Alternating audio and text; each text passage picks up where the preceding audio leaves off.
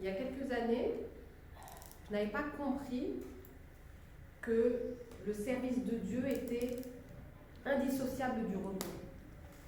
Pour moi, dans ma compréhension de l'époque, servir Dieu était forcément de l'activisme. Il fallait forcément faire beaucoup de choses, être très très très occupé, etc. C'est ça ma définition, parce que finalement, je pense que c'est ça que je voyais autour de moi. Mais le Seigneur m'a enseigné à ce sujet. Et on va voir aujourd'hui ce que le Seigneur veut dire quand il nous demande de nous reposer en Christ, nous reposer en lui. Donc, à cette époque, voilà, j'étais engagée dans beaucoup d'œuvres chrétiennes. Parce que c'était ma façon de dire à Dieu, je t'aime. Ma façon de lui montrer mon amour, de faire beaucoup de choses. Et dans une des œuvres dans lesquelles j'étais engagée, à un moment, là, j'ai senti dans mon esprit que quelque chose n'allait pas. Que le Seigneur n'était pas pleinement d'accord, mais je ne comprenais pas en même temps pleinement les choses. Je sentais qu'il y avait un malaise, mais je ne savais pas exactement quoi. Puis, donc j'ai arrêté cette activité, j'ai dit aux autres, écoutez, je suspends l'activité et je vais chercher Dieu. Donc j'ai pris un temps dans la prière, dans le jeûne de la prière, pour consulter le Seigneur. Et là, clairement, le Seigneur m'a parlé. Et il m'a dit, je ne cherche pas de volontaire. C'est moi qui fais mes recrues. Tu arrêtes cette œuvre, je ne te l'ai jamais demandé. Pouf. C'était très violent, très difficile à entendre, parce que c'était une œuvre d'évangélisation où beaucoup de chrétiens me félicitaient pour cela. Mais le Seigneur ne m'avait pas demandé cela. C'est moi qui le faisais pour Dieu, soi-disant, alors que si Dieu ne te l'a pas demandé, c'est pas pour lui.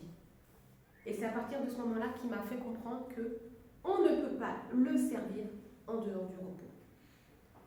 Jésus-Christ lui-même a dit, le Fils fait ce que le Père lui montre.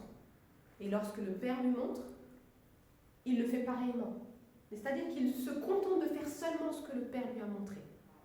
Et il reproduit exactement ce que le Père lui a montré. Alors que nous, on aimerait finalement mettre beaucoup de choses de notre propre initiative, notre propre grain de sel. Et c'est pas comme ça. Jésus-Christ lui-même nous a donné le modèle. Il était dans le repos et il nous donne le repos. Il est le repos même. On va prendre un passage dans Matthieu chapitre 11. Matthieu 11, versets 25 à 30. Matthieu chapitre 11, versets 25 à verset 30. En ce temps-là, Jésus prit la parole et dit, « Je te loue, Père, Seigneur du ciel et de la terre, de ce que tu as caché ces choses aux sages et aux intelligents, et de ce que tu les as révélées aux enfants. Oui, Père, je te loue de ce que tu l'as voulu ainsi. Toutes choses m'ont été données par mon Père, et personne ne connaît le Fils si ce n'est le Père, personne non plus ne connaît le Père si ce n'est le Fils, et celui à qui le Fils veut le révéler. Venez à moi, vous tous qui êtes fatigués et chargés, je vous donnerai du repos. Prenez mon joug sur vous, et recevez mes instructions, car je suis doux et humble de cœur, et vous trouverez du repos pour vos âmes, car mon joug est doux, et mon fardeau léger. » On connaît bien les 3 derniers versets de ce passage, mais peut-être un peu moins ceux qui les précèdent, alors que tout va ensemble. Pour pouvoir vivre le repos de Dieu, il y a finalement des conditions, des choses à comprendre. Et on peut être un authentique enfant de Dieu qui ne vit pas pleinement le repos de Dieu. Et le Seigneur nous dit aujourd'hui, il faut que cela cesse, tous mes enfants doivent vivre mon repos. Nous sommes déjà rentrés dans le repos de Dieu puisque nous sommes enfants de Dieu, nous ne sommes plus enfants de la colère. Mais le Seigneur nous demande de le vivre. Nous devons le vivre, puisque c'est notre destinée. Le repos, ce n'est pas seulement quand nous serons au ciel après cette vie. Ça, c'est pas vrai. Le repos de Dieu, il est disponible aujourd'hui pour tout enfant de Dieu, même les leaders d'église qui sont souvent surmenés. Il peut y avoir une charge importante, mais avec le Seigneur, c'est facile à porter. Si ça vient de Dieu, c'est facile à porter. On va un peu décortiquer aujourd'hui ce passage pour comprendre comment vivre dans le repos de Dieu. Déjà, le Seigneur Jésus, il a loué le Père, le Seigneur du ciel et de la terre, de ce qu'il a caché les choses de Dieu aux sages et aux intelligents de ce monde. Il loue le Seigneur qu'il a caché ces choses à ceux qui se disent sages pour les révéler aux aux enfants, pour les révéler aux tout petits. Donc l'Église de Christ, c'est finalement une grande maternelle, une grande crèche, si vous voulez. Nous sommes tous tout petits. Et nous devons tous rester tout petits à nos yeux. Car c'est comme cela que nous allons comprendre ce que Dieu veut nous dire. Être tout petit à nos yeux, c'est comme ça que nous allons pouvoir saisir les révélations du Père. Ça, c'est une première chose. Être petit à ses yeux. Le royaume de Dieu, il appartient à ceux qui ressemblent aux enfants. C'est ce que Jésus lui-même a dit. Est-ce que finalement dans mon cœur je suis un enfant? Physiquement, évidemment, je suis adulte. Spirituellement, si je ne suis pas encore adulte, je tends vers l'état d'adulte, car il n'est pas normal qu'un enfant de Dieu reste bébé spirituel. Mais dans mon cœur, je dois rester un enfant. Je dois rester simple. Je dois rester comme un enfant, comme un tout petit. Rester petit à mes yeux.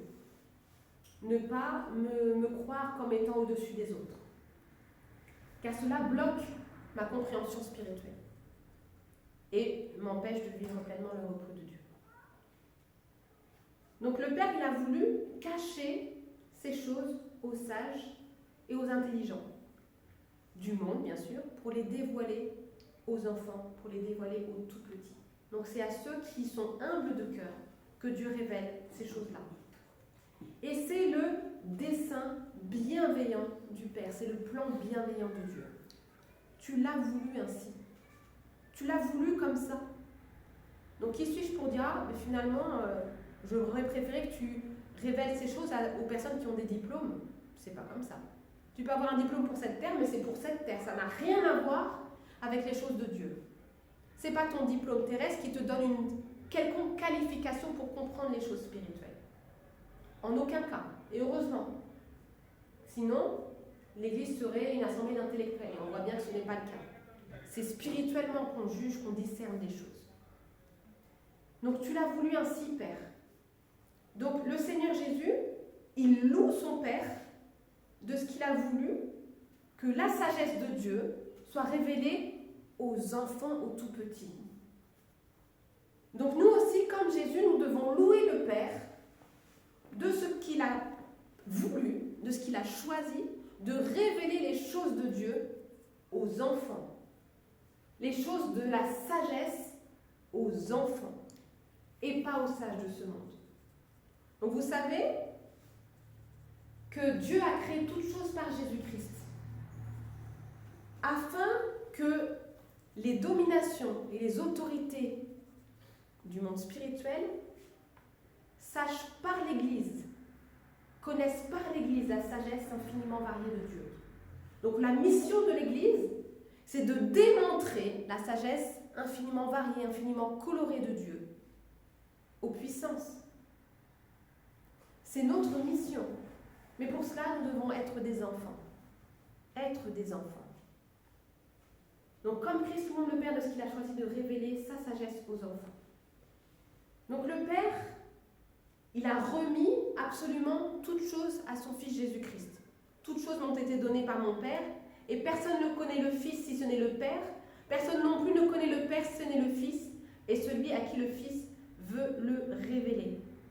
Donc ça, c'est indispensable à comprendre pour vivre dans le repos de Dieu. Le Père a remis toutes choses à son Fils. Il n'a pas remis 90% des choses. Toutes choses ont été remises à son Fils Jésus-Christ, pour un temps, jusqu'à la fin de toutes choses, et là, tout sera remis au Père. 1 Corinthiens 15. Donc, en ce moment, tout a été remis au Fils. Y compris le repos. Y compris le repos. Donc c'est en Jésus-Christ seul que je peux bénéficier, jouir du repos de Dieu. Puisque toutes choses lui ont été remises. Je ne sais pas si vous vous souvenez de l'histoire de Gédéon. En Gédéon, on trouve son histoire à partir de Juge chapitre 6. Et Gédéon, c'était un simple homme, il venait d'une famille pauvre. Il était, entre guillemets, il n'avait pas de clinquant particulier. Et pourtant, Dieu l'a choisi pour une mission bien précise. Et quand l'ange de l'Éternel se montre à Gédéon, la réaction de Gédéon est assez logique. « Malheur à moi, je vais mourir, car j'ai vu l'ange de l'Éternel. » Et l'Éternel lui dit, ne crains point, n'aie pas peur, sois en paix, sois en paix.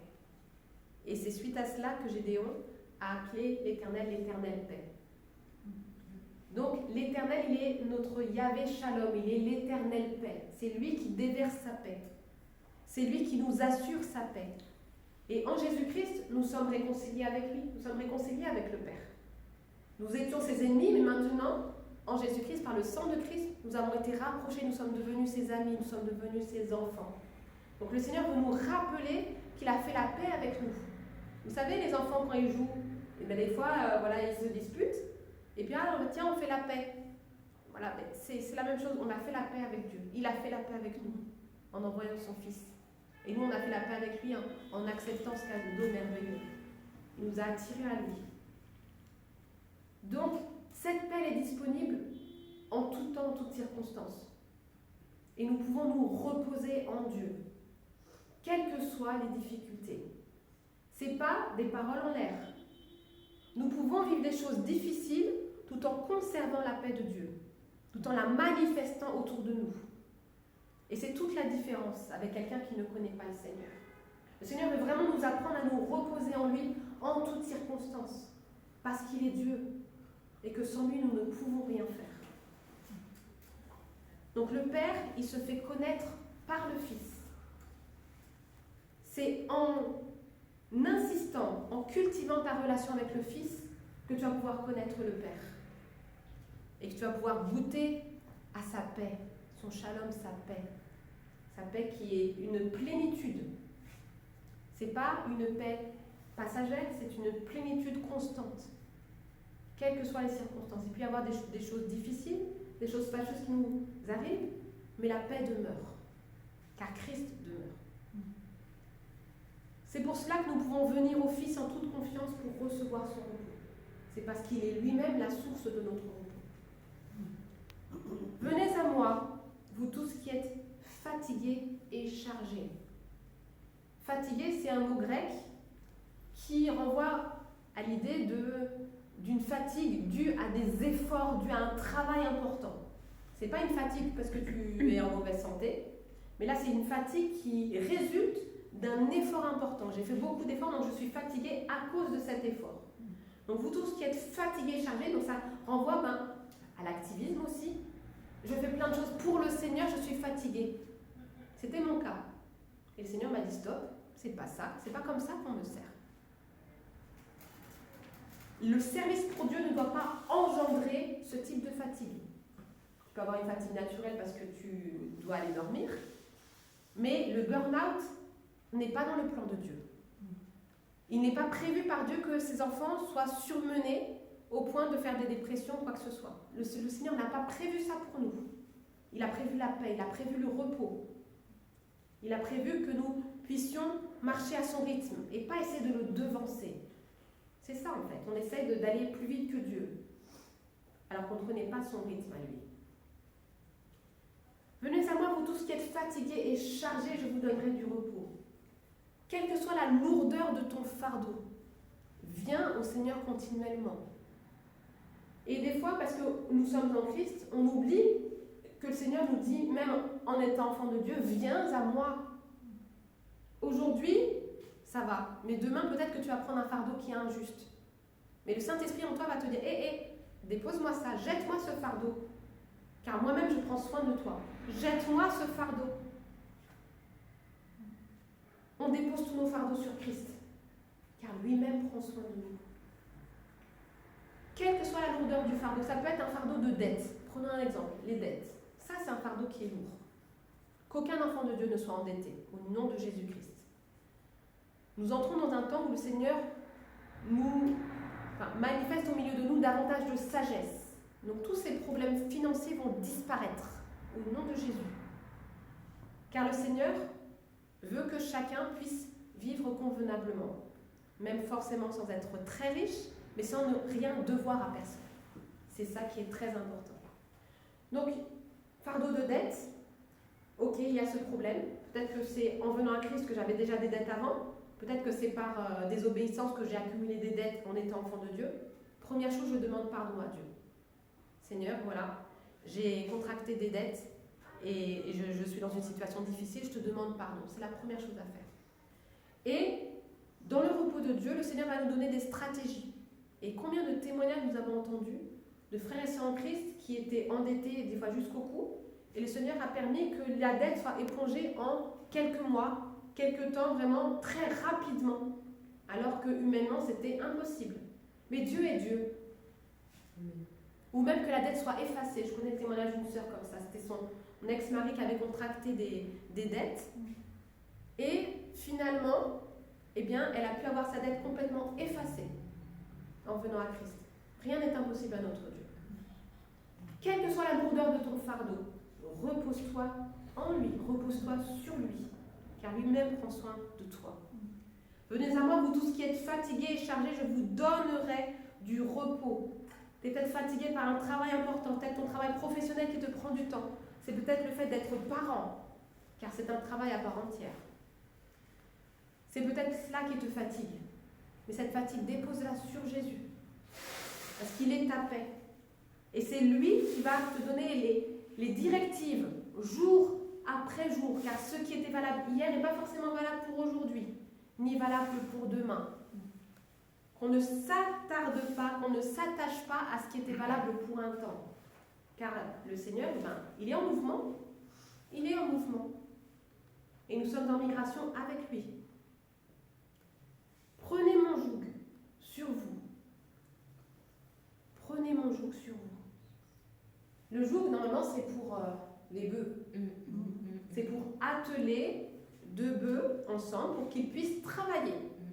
Le bœuf, dans la parole de Dieu, c'est l'image du service, l'image du ministère. Nous sommes des bœufs.